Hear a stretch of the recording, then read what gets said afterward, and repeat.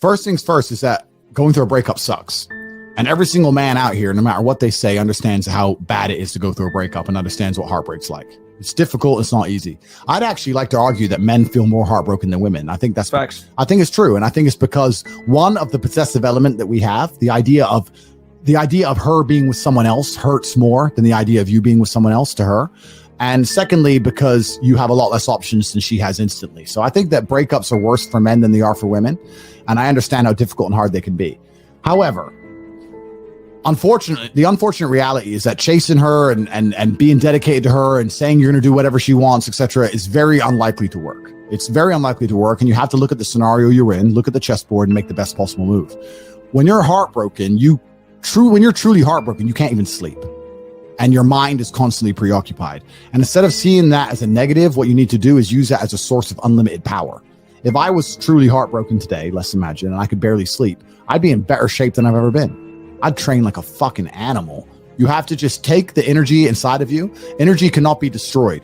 It can only be converted, whether it's heat into light or the momentum into friction or however you want to put it, right? Energy cannot be destroyed. It can only be converted from one form to another. And you have to look at that and understand that the sadness inside of you is energy. You can't destroy it, but you can convert it into something else which is constructive. And you just have to suck it up, buttercup, and get over it. Yeah. And there's no other way to do it. And obviously having an abundance of women makes that easier. But I wouldn't even put it that way. I'd say if you were with a woman and you lost her and you're now lonely and she's going to be moving on and you're absolutely not heartbroken and you're destroyed inside, I understand how difficult that is. But now you have genuine sadness inside of you, which is unlimited motivation for you to become a fucking beast, become an animal. And by the time you're finished becoming an animal, you won't care anymore. So if you really want to cure yourself, you just say, I'm going to get a six pack and I'm going to get bigger arms. And by the time my arms are this size and I have a six pack, then I'm going to think about that bitch. And you'll realize you don't give a shit about her anymore. That's just the way the world works. And another thing that gives you another thing that can give you a lot of hope is understanding is that her revenge on you is instant. Her revenge on you is getting on a boat and fucking 5 guys and going out to party and you're sitting at home alone. Her revenge is instant. Your revenge takes a little bit longer.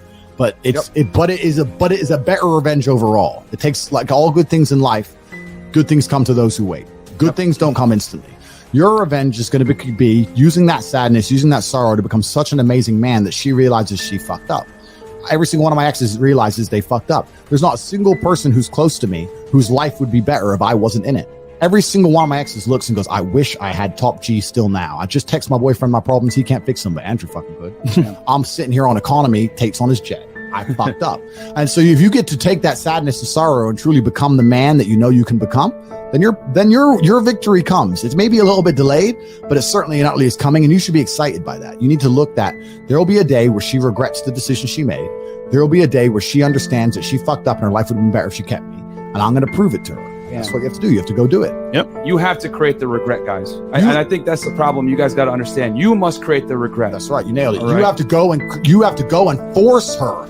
You have to force her to feel regret by the magnitude of your actions. If you sit around your ass being mopey, she ain't gonna feel regret. If you text her, you're gonna regret losing me, she ain't gonna feel regret. You have to get up and attack the universe, and through the force of your monumental achievements, the universe is gonna create a massive sadness ball. A nice big ball of regret and dump it on her fucking head. You can do that. Yep. You know, it's funny. Hit her with that spirit bomb, motherfuckers. Make her feel. You break a weird girl, right?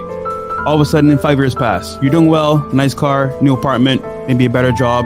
And she's like, her friend is like, yo, Susie, have you seen Jack? He's doing really well now. He's like, wait, show me his Instagram. Before you know it, she's like, damn, I messed up. That right there is indirect regret.